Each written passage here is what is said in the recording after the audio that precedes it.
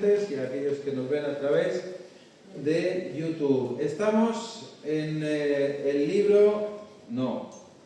en la carta a los Romanos, capítulo 8, y en esta tarde vamos a ver los versículos del 17 al 25. Pero antes vamos a poner el tiempo en manos del Señor y que sea Él quien dirija todo este tiempo. Amén. Padre bendito, queremos darte muchas gracias por tu cuidado, tu bendición, gracias por tu amor y sobre todo gracias porque nos permites reunirnos de nuevo aquí juntos como iglesia, en comunión, para poder alabarte, glorificarte, honrarte y aprender de ti y aprender de tu palabra. Pedimos tu dirección, que sea un tiempo bueno, un tiempo en el que podamos edificarnos, fortalecernos y crecer en aquello que tú tienes para decirnos en esta tarde. Gracias por todo en el nombre de tu Hijo Jesús. Amén. Amén, Señor. Pues estamos en Romanos capítulo 8 y versículos del 17 al 25. Y dice así, vamos a leer desde el 16. El Espíritu mismo da testimonio a nuestro espíritu de que somos hijos de Dios. Y si hijos, también herederos, herederos de Dios y coherederos con Cristo, si es que padecemos juntamente con Él, para que juntamente con Él seamos glorificados.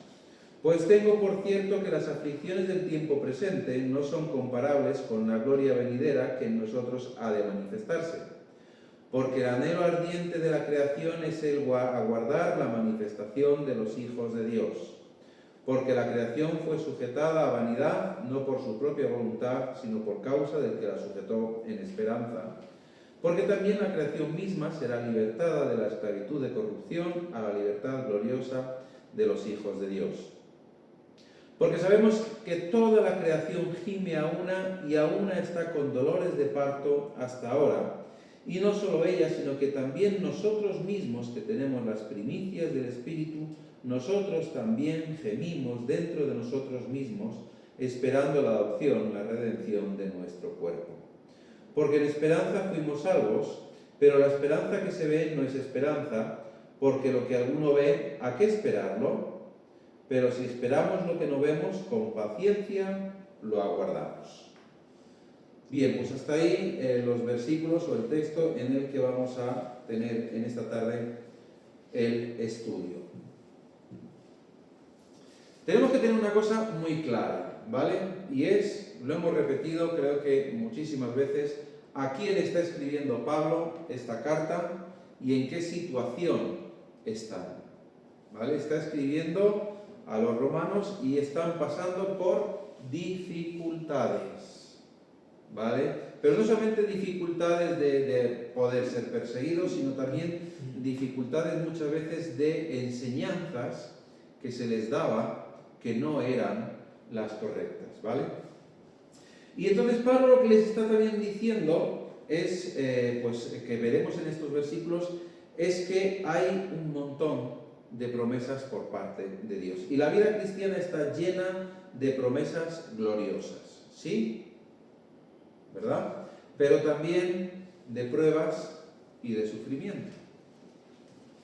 El Señor Jesús dijo que en el mundo tendréis aflicción, o sea que no iba a ser un camino de rosas como algunos pretenden que sea. Hay muchos que enseñan que una vez que somos hijos de Dios, que una vez que hemos conocido a Cristo, una vez que hemos aceptado al Señor Jesús como nuestro Señor y Salvador, ya no nos va a pasar nada malo. Y la Biblia no enseña, la palabra de Dios no enseña eso. Ahora, ante estas dificultades, muchas veces los creyentes, incluso quizá los romanos a quien escribe Pablo, se podían preguntar, ahora, ¿realmente entonces vale la pena seguir adelante? Si vamos a pasar por sufrimiento, si vamos a pasar por pruebas, ¿realmente merece la pena? Todas esas promesas que Dios tiene para con nosotros, ¿merecen la pena todo este sufrimiento? ¿Alguna vez habéis pedido alguna cosa por internet o a una tienda y os han dicho, va a tardar un mes. ¿Ha merecido la pena la espera? Sí. Pero habéis tenido que esperar, ¿no? Y con ansia muchas veces, jolín, a ver si pasan los días, madre mía, que no pasan, y que esto y que lo otro, y estás deseando que llegue. Y cuando llega, dices, ha merecido la pena la espera, porque ya tengo lo que he pedido, ¿no? Bueno, pues aquí en Romanos, en estos versículos, Pablo lo que ofrece es una perspectiva eterna que anima a perseverar a los lectores de su carta. Y recordándoles que el sufrimiento que están pasando no tiene comparación ninguna con la gloria que ha de venir. Que el sufrimiento no tiene, o sea, es algo tan insignificante que claro que merece la pena esperar la gloria que ha de venir. Y lo que vamos a hacer es desglosar pues, este pasaje para intentar pues, comprender un poco mejor qué es eso que significa, qué es lo que significa vivir con esa esperanza en medio del dolor y por qué Pablo les está diciendo esto. Y lo primero que Pablo les dice es que tienen que tener en cuenta quiénes son y en quién. O sea, cuál es su identidad. ¿Vale? Si hemos leído en el versículo 16 que dice, el Espíritu mismo da testimonio a nuestro espíritu ¿de qué? De que somos hijos de Dios. Y entonces ahora Pablo dice, y si hijos, lo que significa es que también somos herederos, pero ¿herederos de qué? Herederos de Dios. Herederos de Dios. ¿Y qué es lo que nos da Dios como herencia? Esa gloria venidera que está hablando. Pero es que además dice, pero es que no solamente herederos y herederos de Dios, sino que también somos o sois coherederos con Cristo, si es que padecéis o padecemos juntamente con Él, para que juntamente con Él seamos glorificados. Jesús padeció, ¿verdad? ¿Y qué nos dice Pablo en Filipenses? Que Dios lo exaltó hasta lo sumo, ¿no? Dándole un nombre que es sobre todo nombre, o sea, glorificando a Cristo. Y lo que Pablo aquí está diciendo es que esa misma gloria que Cristo tiene, nosotros, como hijos de Dios, herederos de Dios y coherederos de Cristo, también seremos glorificados. También tendremos esa gloria. Por lo tanto, lo que les está diciendo es que lo primero que os tenéis que dar cuenta es cuál es vuestra entidad, y vuestra identidad es Cristo. Estáis en Cristo, y cuando aceptáis a Cristo, cuando habéis aceptado a Cristo, pasáis de ser enemigos de Dios, versículo 15 de este mismo capítulo, pues no habéis recibido el espíritu de esclavitud para estar otra vez en temor, sino que habéis recibido el espíritu de adopción por el cual clamamos Abba, Padre, ¿vale? Entonces, habéis pasado de ser enemigos de Dios a ser hijos de Dios. Esa es vuestra identidad. Ya no sois desconocidos para Dios, sino que sois hijos. Juan, en su Evangelio, en el capítulo 1, versículo 12, que dice, mas a todos los que creen en su nombre, a todos los que le recibieron, a todos los que creen en su nombre, les dio potestad, ¿de qué? De ser hijos. Hechos hijos de Dios. Y esto no venía de la carne ni de la sangre, sino que venía por parte de Dios. Entonces, lo que les estoy diciendo es que ser hijos de Dios es ser herederos de Dios. Y esto lo que implica, evidentemente, cuando alguien es hijo de alguien, lo que implica es que tiene una relación con sus padres, ¿no? Por lo menos es lo normal. Es lo normal. Entonces, ser hijo de Dios implica que tenemos esa relación íntima con Él y que tenemos esa herencia. Pero no somos solo herederos de bendiciones materiales, porque hay muchas veces que hay mucha gente que se piensa o que dice, bueno, pues ya soy hijo de Dios, pues entonces voy a recibir un montón de bendiciones materiales y ya está. No, sino que Pablo está hablando de algo que va mucho más allá de lo material, que es una gloria venidera, una gloria eterna allí con Cristo. Ahora, Pablo lo que les dice es que son coherederos con Cristo, y esto lo que implica es también compartir los padecimientos de Cristo. Implica eso. Dice, y coherederos con Cristo si es que padecemos juntamente con Él. Jesús fue rechazado y los creyentes, como seguidores de Cristo, también son rechazados, fueron rechazados y serán rechazados y somos rechazados. Eso es padecer los mismos sufrimientos que Cristo padeció, porque Cristo fue rechazado. Y Pablo les dice eso, que ser coheredero con Cristo implica todo esto. Jesús sufrió ese rechazo, sufrió la humillación y sufrió la muerte. Y les dice que como seguidores de Cristo deben estar dispuestos también a llevar esos sufrimientos. Pero no solamente se lo dice a ellos, sino que también nos lo dice a nosotros. Si vamos a Filipenses, capítulo 1,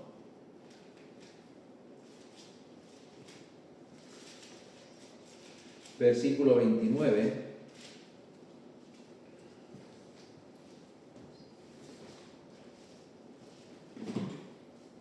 dice, porque a vosotros os es concedido a causa de Cristo no solo que creáis en Él, sino también que padezcáis por Él. Padecer por Cristo. Y padecer por Cristo significa también padecer lo mismo que Cristo sufrió, ese rechazo por parte de los demás. Ahora, hay veces que he pensado, bueno, el rechazo tampoco es tan problemático. No, el rechazo es un problema muy serio. Cuando nos sentimos rechazados, nos sentimos destrozados muchas veces. ¿O no ha pasado eso? Si alguien te rechaza, ¿qué es lo que sientes? Como que no sirves para nada, ¿no? Muchas veces. Como que pasan de ti. Los jóvenes hoy en día, decía el domingo, ¿no? Hay una alta tasa de suicidios, y muchos de ellos es por eso, por esa presión del rechazo de los demás. Entonces se sienten inútiles. Entonces eso es lo que nos está diciendo la palabra, que nosotros vamos a pasar por esas pruebas, y muchas pruebas de las mismas que pasó Jesús. Pero, versículo 18, dice Pablo, pues tengo por cierto que las aflicciones del tiempo presente, o sea, lo que yo estoy sufriendo aquí, lo que vosotros estáis sufriendo aquí, por mucho que sufráis, no son comparables con la gloria venidera que en nosotros ha de manifestarse. Y esa gloria es algo prometido por Dios. No es cualquier cosa, es algo prometido por Dios. Y así como Cristo fue glorificado, nosotros también seremos glorificados. Ellos también iban a ser glorificados. Y esto no solamente habla de vida eterna, sino que habla de una transformación total de nuestro cuerpo. La palabra nos enseña que este cuerpo, ¿cómo va a ser? ¿En qué?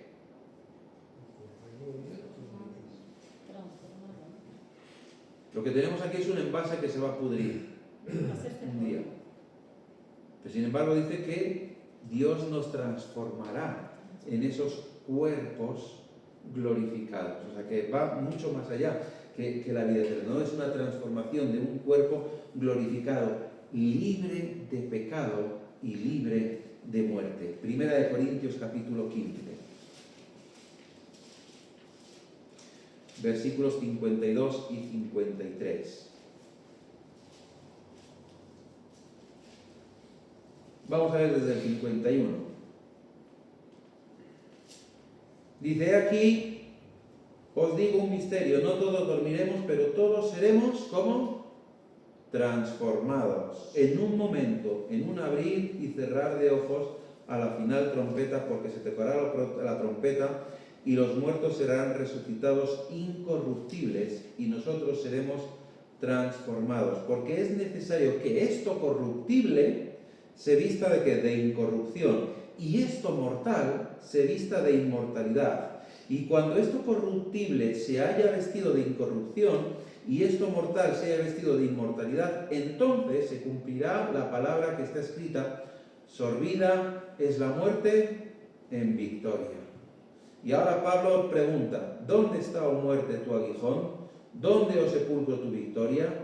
Ya que el aguijón de la muerte es el pecado y el poder del pecado la ley, mas gracias sean dadas a Dios que nos da la victoria por medio de nuestro Señor Jesucristo. Así que, hermanos míos amados, estad firmes y constantes creciendo en la obra del Señor, siempre sabiendo que vuestro trabajo en el Señor no es en vano. Esto corruptible se va a convertir, se va a transformar en algo incorrupto. Y encima es que es un cuerpo glorificado, libre de pecado y libre de muerte.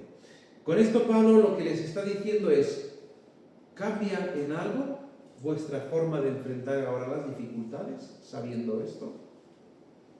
¿O todavía no estáis convencidos del todo? ¿Cambia en algo vuestra visión del futuro? ¿Todo esto, todas estas promesas de Dios? ¿O aún no estáis convencidos? ¿Qué más os tengo que decir para convenceros, ¿no?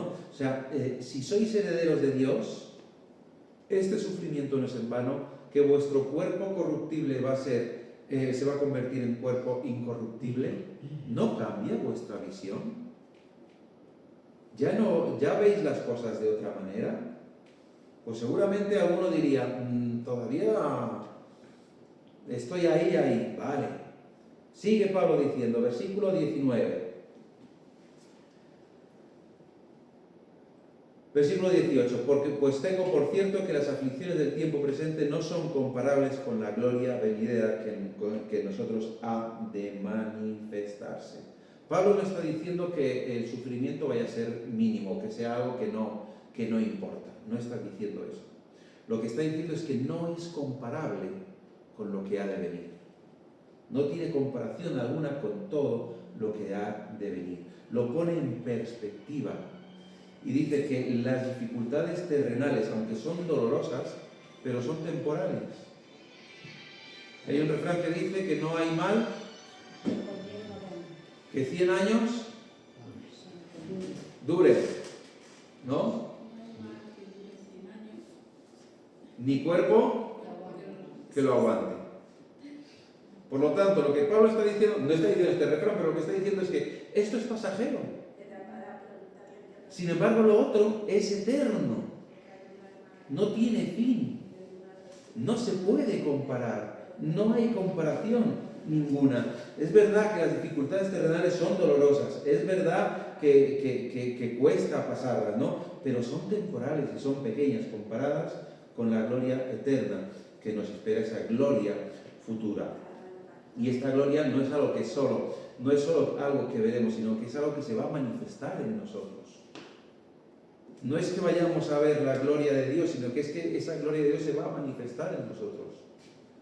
Porque vamos a ser transformados. Y sigue diciendo, Pablo, dice, porque el anhelo ardiente, aquí ya no está hablando de los creyentes, está diciendo, es que esto va mucho más allá de lo que sois vosotros. Dice, porque el anhelo ardiente de la creación es el aguardar la manifestación ¿de quién? De los hijos de Dios. O sea que la creación está aguardando esa manifestación de los hijos de Dios. Y sigue diciendo, porque la creación fue sujetada a vanidad no por su propia voluntad, sino por causa del que la sujetó en esperanza. Porque también la creación misma será libertada de la esclavitud de corrupción a la libertad gloriosa de los hijos de Dios. La palabra nos enseña que habrá un cielo nuevo, o cielos nuevos y tierra nueva. La palabra nos enseña que allí donde esté el león y el cordero no habrá ningún problema. La palabra nos enseña que todo va a cambiar, va a ser transformado. Y la creación también está esperando esa transformación. Está esperando que primero se manifiesten los hijos de Dios y luego la creación también será transformado, porque la creación está gimiendo también. Dios no solamente va a restaurar esa creación, sino que nos transformará, va a transformarlo todo y lo va a transformar, y a nosotros nos va a transformar a esa imagen perfecta, casi perfecta, a nosotros casi perfectos, porque solamente Dios es totalmente perfecto, ¿vale? Segunda de Corintios capítulo 4, versículo 17.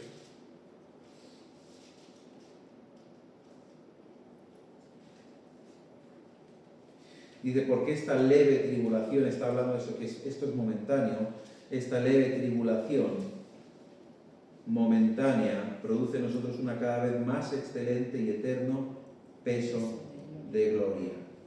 Y la creación gime y está esperando esa transformación para que ella también sea transformada. La creación está sujeta a vanidad.